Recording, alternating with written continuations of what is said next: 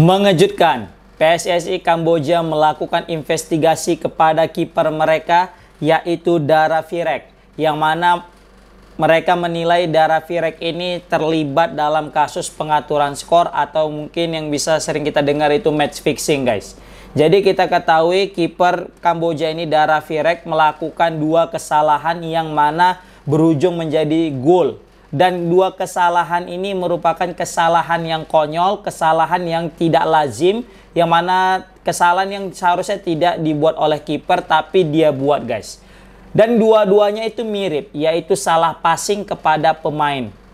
Salah passing dan salah nendang kepada temannya. Kalau tadi dia passingnya jauh, lambung, ya, atau mungkin kita bilang agak jauh, radius puluhan meter, terus dia nggak bisa passing, kepotong, itu wajar. Tetapi ini passingnya passing yang jaraknya cukup dekat dan bisa kita bilang harusnya bisa sampai dengan mudah. Tetapi entah kenapa kiper Dara Virek ini kayak terlihat ya, itu seperti asal-asalan nendangnya, tidak serius gitu kan. Memang ada dua indikasi. Ini juga belum terbukti apakah betul Dara Virek ini terlibat dalam kasus pengaturan skor atau tidak. Maka dari itu, FFC selaku Federasi Sepak Bola Kamboja melakukan penelitian, melakukan apa bisa kita bilang investigasi, pencarian kebenaran tentang berita ini, guys. Memang kalau kita lihat ada dua di situ. Pertama, kalau memang dia benar dalam artian dia tidak ikut match fixing, berarti di situ memang dia lagi nervous ya, dalam tekanan. Dia di situ saatnya mau build up serangan, tetapi dapat tekanan pemain Singapura sehingga kiper Kamboja ini kayak kalang kabut dan melakukan kesalahan. Itu yang pertama. Tetapi gol yang kedua itu terlihat bahwasanya dia salah nendang, bukan lagi kayak mengoper, salah ngoper, enggak. Dia kayak salah nendang sehingga pemain Singapura dengan mudahnya menceploskan bola itu ke gawang.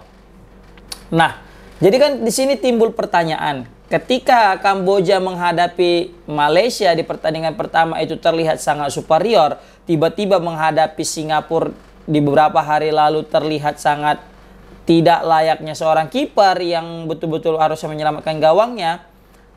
Ini menjadi tanda tanya besar. Ditambah lagi lihat ekspresi daripada si Dara Virek yang terlihat tidak ada rasa penyesalan.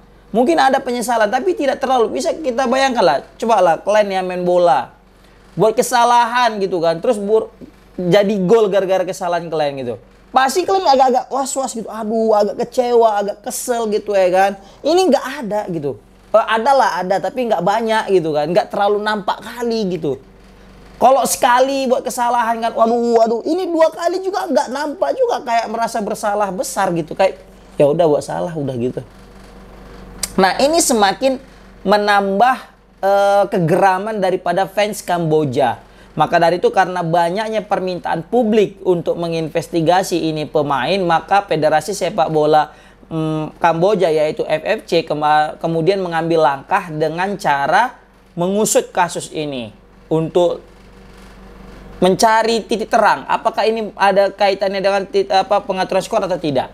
Seperti itu. Itu tidak hanya pertama, guys. Kemudian Malaysia juga ikutan. Kiper mereka juga melakukan kesalahan yang hampir sama dengan kesalahan dilakukan kiper Kamboja. Yang mana ia lagi-lagi salah passing kepada pemain Thailand. Yang mana pemain Thailand ya dengan mudahnya lah. Di situ ada dua lagi pemain Thailand daripada pemain Malaysia. Lebih banyak pemain Thailand dalam kotak penalti. Maka kipernya pun tak berkutik lah ya kan. Selesai. Boom ya kan.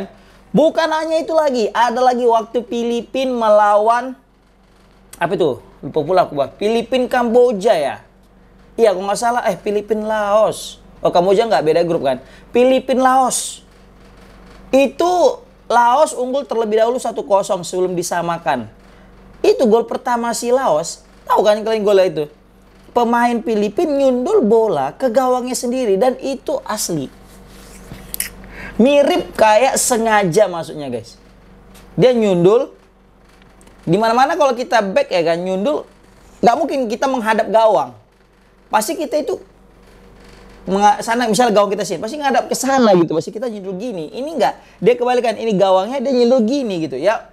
Ya selesailah bola itu gitu kan. Dan gitu juga kayak biasa aja gitu ya kan. Penyesalan tapi tidak terlalu mendalam gitu kan.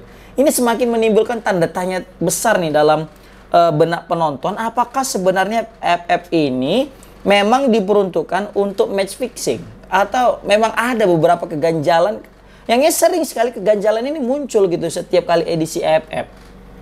Nah ini patut kita pantau terus apakah benar atau tidak. Ini masih belum menemukan titik terang, tetapi melihat keganjalan-keganjalan yang ada, wah ini mengerikan juga gitu ya. Baru juga waktu Filipina tadi malam. Filipina tadi malam itu sebenarnya hampir menang. Udah menit 97, tapi kipernya maju terus nggak nangkap bola. Ya kan? Nangkap bola, lepas bolanya gitu. Padahal dia udah maju lepas. Terus back di situ ada pemain Vietnam dan terus langsung nyundul masuk.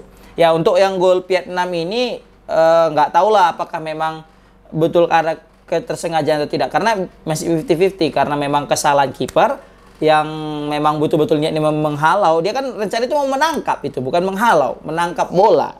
Kalau menghalau pasti udah jauh bola, tapi malah lepas. Nah, jadi itulah mungkin beberapa indikasi kenapa bisa kita bilang banyak di sosial media itu mengatakan bahwasanya AFF ini penuh dengan mafia, guys. Penuh dengan itu tadi, pengaturan skor, match fixing. Tujuannya apa? Money, money, money. Duit, ya kan?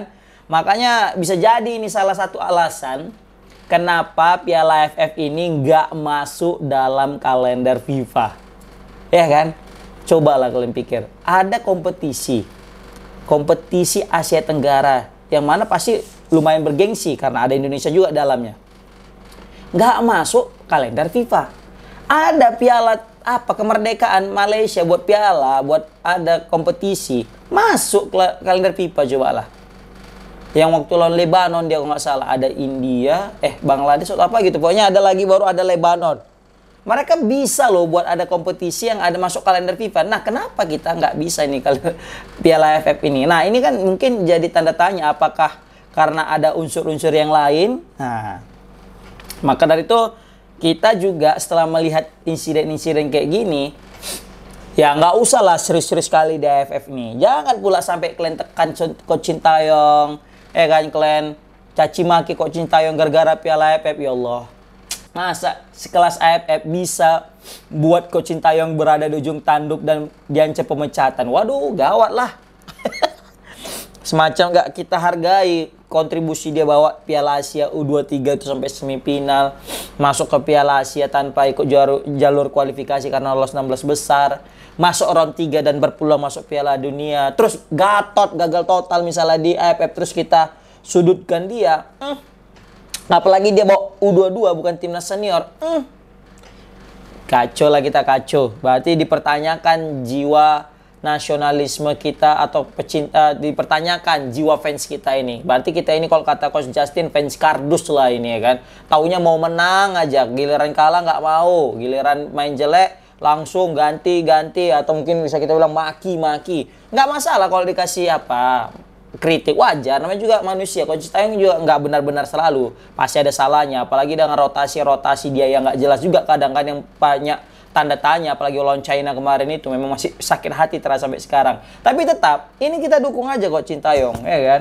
Masa kompetisi kocak begini dijadikan acuan, kan? Untuk layaknya kita itu bagus enggaknya Coach Sintayong dan mantapnya negara kita. Oke, komen di kolom komentar gimana pendapat kalian. Assalamualaikum warahmatullahi wabarakatuh.